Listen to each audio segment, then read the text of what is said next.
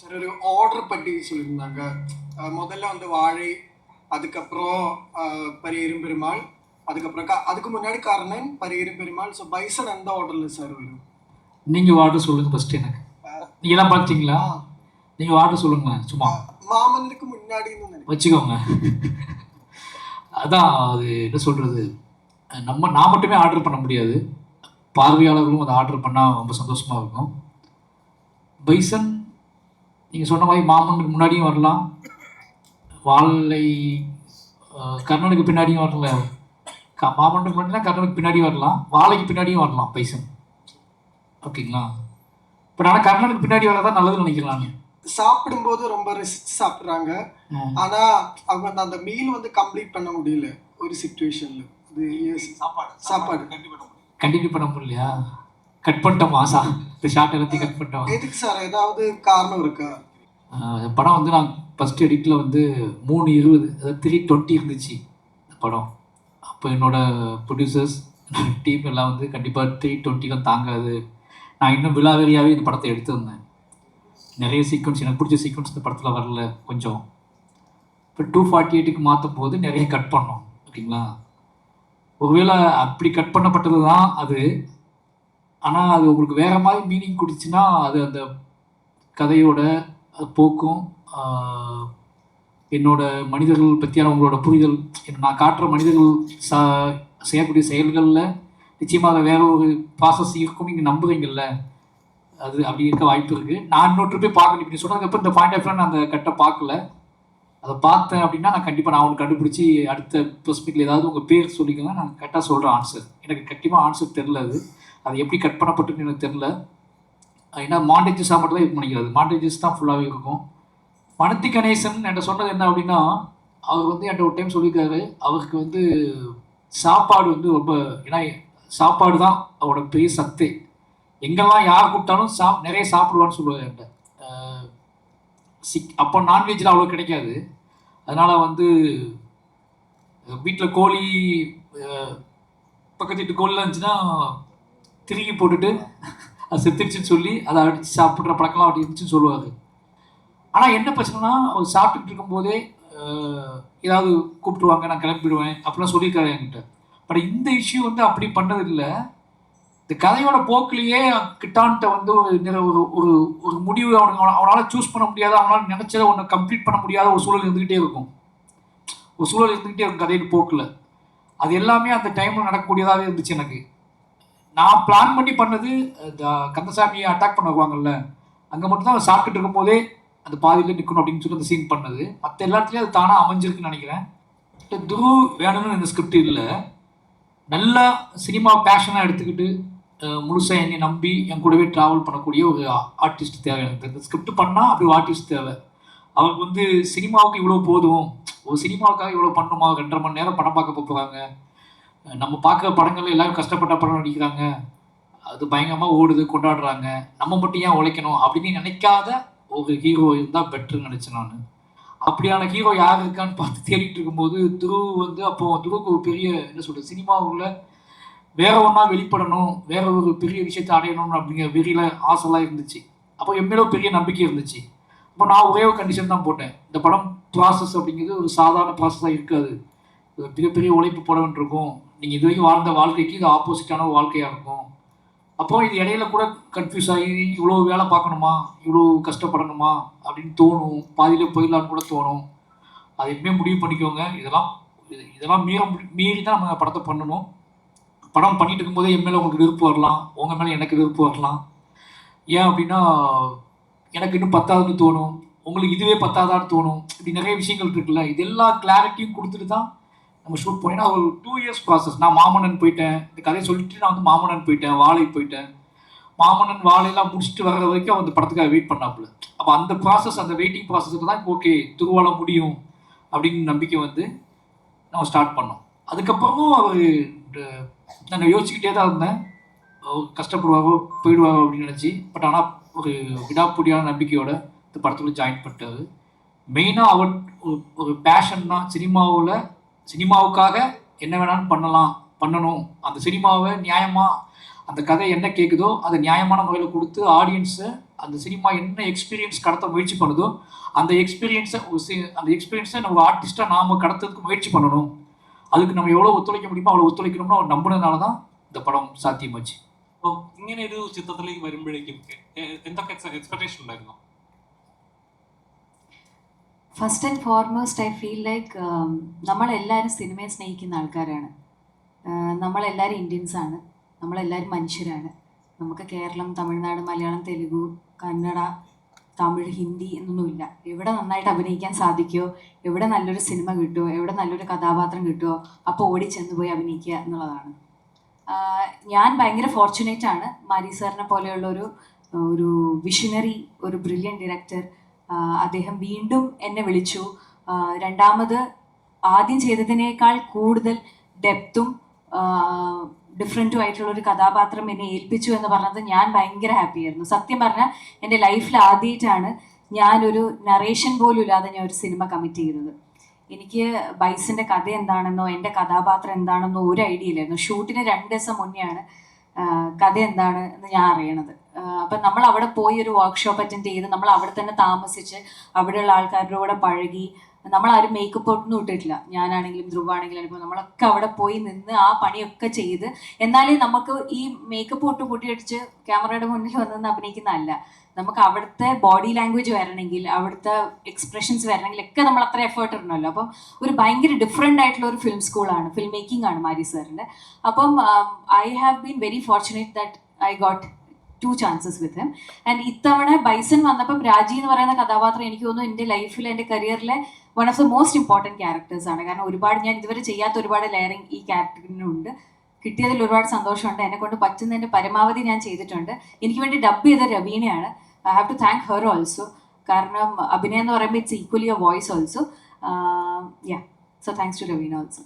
രതീഷ്, അതേപോലെ ഇപ്പം ചില കഥാപാത്രങ്ങൾ കാണുമ്പോൾ നമുക്ക് ഫീൽ ചെയ്യും, ഇവർ ഇത്രയും ചെയ്യുമായിരുന്നു, ഇത്രയും പെർഫോം ചെയ്യാനുള്ള സ്പേസ് ഇവർക്ക് ഉണ്ടായിരുന്നെന്ന് തോന്നും. അപ്പം തമിഴ് ചെയ്തിരിക്കുന്ന 2 കഥാപാത്രങ്ങൾ ഗംഭീരമായിട്ട് ചെയ്തിട്ടുണ്ട്. അപ്പം ഇടയ്ക്ക് വന്നൊരു ചർച്ച ഉണ്ടായിരുന്നു, രജീഷിക്ക് മലയാളത്തിൽ ഇതേപോലത്തെ സിനിമകൾ കിട്ടിയിരുന്നെങ്കിൽ എങ്ങനെ ഉണ്ടായിരുന്നത്? അവസരങ്ങൾ കിട്ടാത്തതാണോ അതോ തമിഴിലേക്ക് തന്നെയാണ് കൂടുതൽ ഇങ്ങനെ കോൺസെൻട്രേറ്റ് ചെയ്യുന്നത് കഥാപാത്രങ്ങൾ? അങ്ങനെയൊന്നും എനിക്ക് പറയാൻ പറ്റില്ല. കാരണം എനിക്ക് ഏറ്റവും നല്ല കുറച്ച് ഓപ്പർച്യൂണിറ്റീസ് കിട്ടിയത് മലയാളത്തിലുമാണ്. അനുരാഗരിക്കൻ വെള്ളാണെങ്കിലും, ജൂൺ ആണെങ്കിലും, ഫൈനൽസ് ആണെങ്കിലും, ഇപ്പം ഞാൻ ചെയ്ത് അവസാനിപ്പിച്ച് വെച്ചിരിക്കുന്ന മസ്തിഷ്ക മരണമാണെങ്കിലും. എനിക്ക് തോന്നുന്നു ഒന്നാമത് നമ്മൾ ഒരുപാട് ആക്ടേഴ്സ് ഇവിടെ ഉണ്ട്, എല്ലാവരും ടാലൻറ്റഡ് ആണ്. അപ്പം ultimately the director is the one who's deciding. അവർക്ക് അവർ എഴുതിയിരിക്കുന്ന അവരുടെ മനസ്സിലൊരു മുഖം വരുമല്ലോ, ഇന്ന കഥാപാത്രം ഇതുപോലെ ഇരിക്കണം. അത് ചിലപ്പോൾ ഓൾറെഡി ഉള്ളവരായിരിക്കും, അല്ലെങ്കിൽ പുതുമുഖമായ ഒരാളെ ആയിരിക്കും തേടുന്നത്. അപ്പം ഇതൊക്കെ ഒരു ഡെസ്റ്റിനി പോലെ നമ്മൾ ചൂസ് ചെയ്യുന്ന മാത്രമല്ല, നമ്മളെയും ഇത് ചൂസ് ചെയ്യണം എന്നുള്ളത്. അപ്പോൾ ഇതൊരു മ്യൂച്വലി നടക്കുന്ന ഒരു കാര്യമാണ്. അപ്പം എനിക്ക് തമിഴിലാണ് കൂടുതൽ നല്ല കഥാപാത്രങ്ങൾ കിട്ടിയ, മലയാളത്തിലാണെന്നൊന്നും എനിക്ക് പറയാൻ പറ്റില്ല. ഞാൻ അങ്ങനെ ഒരു ഡിഫറൻഷിയേറ്റ് ചെയ്ത് സത്യം പറഞ്ഞാൽ ഞാൻ കാണുന്നില്ല. ഇന്ന ഇൻഡസ്ട്രിയിൽ ഞാൻ ഇത്രയും സിനിമ ചെയ്യണം, ആ ഇൻഡസ്ട്രിയിൽ പോയിട്ട് ഇത്രയും സിനിമ. മരിക്കുന്ന അടുത്തോളം സിനിമ ചെയ്യണം. എവിടെയൊക്കെ നല്ല സിനിമ കിട്ടും, എവിടെയൊക്കെ നല്ല കഥാപാത്രം കിട്ടും, അതൊക്കെ ചെയ്യണം എന്നാണ് എൻ്റെ ആഗ്രഹം. Your father is a godlike person in that. So இந்த படத்துல உங்களுக்கும் அப்படி ஒரு டிரான்ஸ்ஃபர்மேஷன் இருக்கு. How was that? And Vikram sir ஏதாவது டிப்ஸ் சொல்லி പറഞ്ഞു தந்துட்டோ பாடி டிரான்ஸ்ஃபர்மேஷன்? இல்லை, இந்த கேரக்டருக்கு என்ன தேவையோ அதை நான் பண்ண முயற்சி பண்ணேன். அண்ட் அங்கே இருக்கிற பசங்க அவங்களோட பில்டு எப்படி இருக்கும், அவங்க என்ன மாதிரி ஒர்க் அவுட்லாம் பண்ணுவாங்க எல்லாம் பார்த்து அது ரொம்ப இயல்பாக செஞ்ச ஒரு விஷயந்தான். அது கான்ஷியஸாக நம்ம ட்ரான்ஸ்ஃபார்ம் ஆகணும்னு யோசிக்காமல் எப்படி இயல்பாக ஒரு கபடி பிளேயராக மாறணும்னு நினச்சிட்டு தான் பண்ண விஷயம் அது. ഒരു കിട്ടനോட ஸ்போர்ட்ஸ் ஜேர்னியும் உங்களோட சினிமா ஜேர்னியும் ரொம்ப சிமிலாரிட்டிஸ் இருக்குது. எல்லாருக்கும் தெரியும் கிட்ட ரொம்ப பொட்டன்ஷியல் இருக்குது, ஆனால் அவன் லிஸ்ட்டுக்குள்ளே வரல. உங்களோட சினிமாட்டிக் ஜேர்னியோட ஆரம்பத்துலேயுமே எல்லாருக்கும் தெரியும் உங்களுக்கு பொட்டன்ஷியல் இருக்குது, ஆனால் அது அவ்வளோ ஈஸியாக அமையலை. எப்பாவது நாம தான் கிட்டதான் நாம அந்த மாதிரி ஒரு அனாலஜி உங்களுக்கு ஃபீல் ஆயிருக்கா? அழகான கேள்வி, தேங்க்யூ ஸோ மச். அந்த மாதிரி நான் யோசிச்சதில்லை. ஆனால் நீங்கள் சொல்லும் போது எஸ், மேபி அந்த மாதிரி ஒரு ஆங்கிள் இருக்குது. எப்போவுமே இந்த மாதிரி ஒரு கேரக்டர் அவனோட கனவுக்காகவும் அவன் லட்சியத்துக்காகவும் அவன் போராடும் போது ஒரு ஆக்டராக நம்ம அந்த மாதிரி ஒரு கேரக்டர் நம்ம பண்ணும்போது அது ஒரு செம்ம விஷயம். ஆக்சுவலாக ஐ வெரி ஹாப்பி. உங்களுக்கு அந்த மாதிரி ஒரு சிமிலாரிட்டி தெரிஞ்சுதுன்னா ரொம்ப சந்தோஷம். தேங்க்யூ.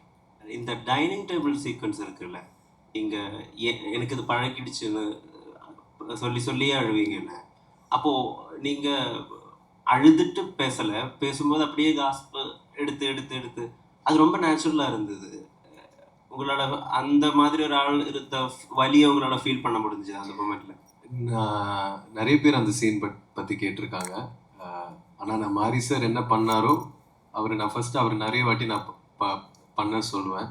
அவர் என்ன பண்ணுறாரோ அதே மாதிரி தான் நான் எக்ஸாக்டாக பண்ண ட்ரை பண்ணுவேன். ஸோ நீங்கள் அங்கே என்ன பார்க்குறீங்களோ அது வந்து என் டைரக்டர் செஞ்சுருக்காரு. ஸோ அவருக்கு இருக்கிற அந்த ஸ்மைல், அவருக்கு எப்போ கண்ணீர் வருது, அவர் எந்த விதத்தில் இமோஷன்ஸை எக்ஸ்ப்ரெஸ் பண்ணுறாரு, வெளிப்படுத்துறாருன்றது வந்து நான் க்ளோஸாக பார்த்துட்டு தான் நான் பண்ண ட்ரை பண்ணுவேன்.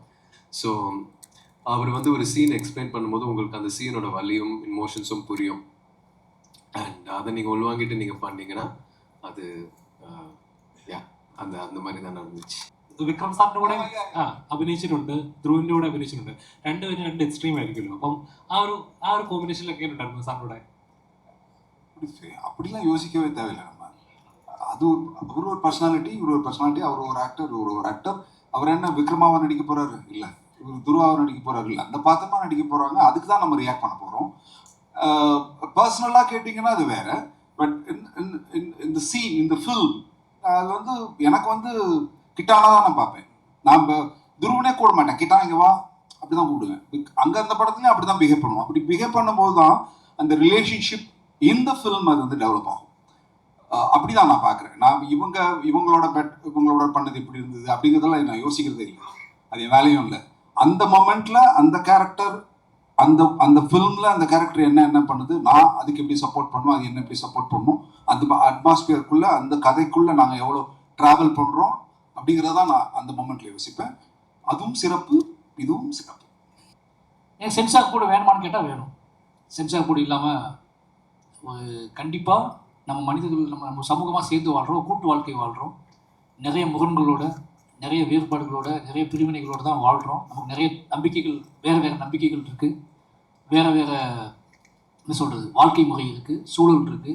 ஆனாலும் சேர்ந்து வாழ்கிறோம். அதனால் இதையெல்லாம் எல்லாத்துக்கும் பொதுவானதாக மாற்றுறதுக்கு ஒரு சென்சார் கூட அவசியம். ஆனால் அது பொதுவாக மாற்றுதா அப்படிங்கிற கேள்வி தான் இங்கே முக்கியமானது. ஓகேவா? அப்போ எனக்கு கேட்டால் சென்சார் போர்டு கண்டிப்பாக வேணும். சென்சார் போர்டு இல்லாமல் இயங்க முடியாது. எனக்கு சென்சார் போர்டோட நான் சென்சார் போர்டை புரிஞ்சுக்கிட்ட விதத்தில் என்னென்னா, நான் சென்சார் போர்டை கன்வின்ஸ் பண்ணியிருக்கேன் நிறைய. எனக்கு சென்சார் போர்டு பெரிய முகன் வந்து கர்ணனில் மட்டும் தான் நிகழ்ந்துச்சு. பட் அந்த கர்ணனில் நிகழ்ந்ததுக்கான காரணம், கர்ணனில் மட்டும்தான் அவங்க வந்து எனக்கு சென்சார் போர்டில் ஒரு பெரிய இஷ்யூ கொடுத்தாங்க.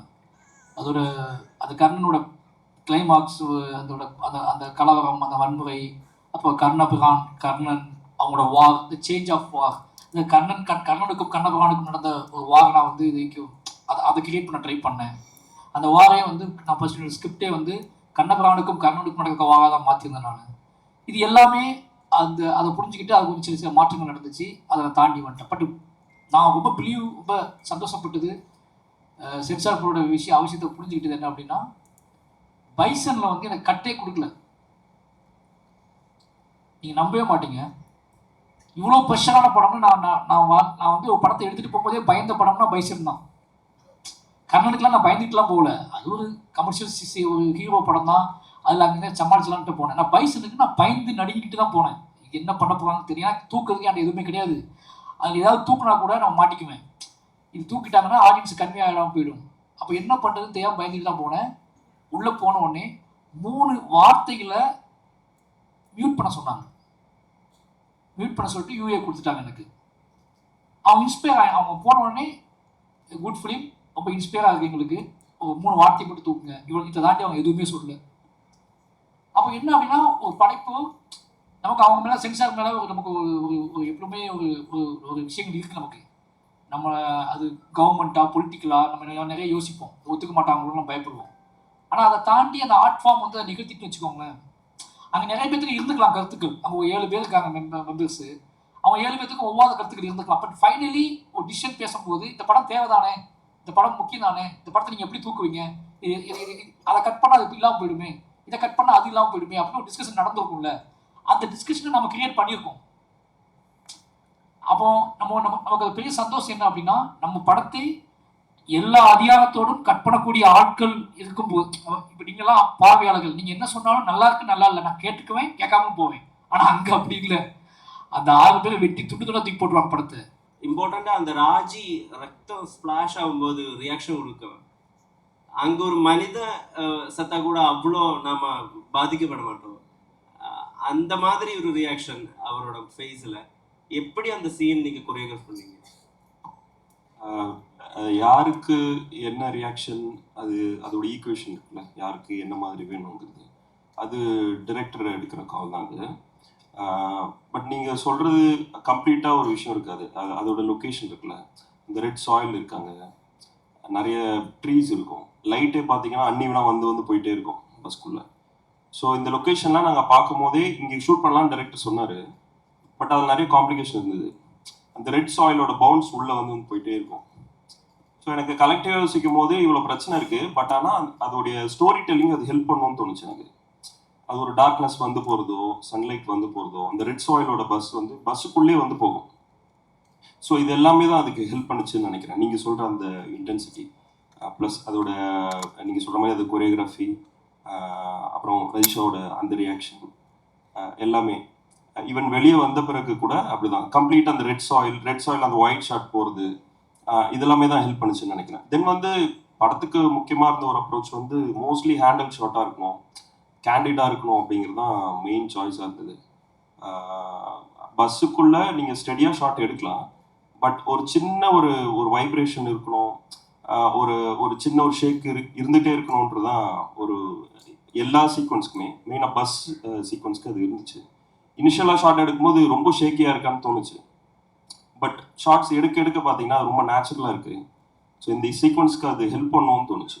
ஸோ இதெல்லாம் கலெக்டிவாக ஹெல்ப் பண்ணது தான் அந்த சீக்வன்ஸ்க்கு வந்தது.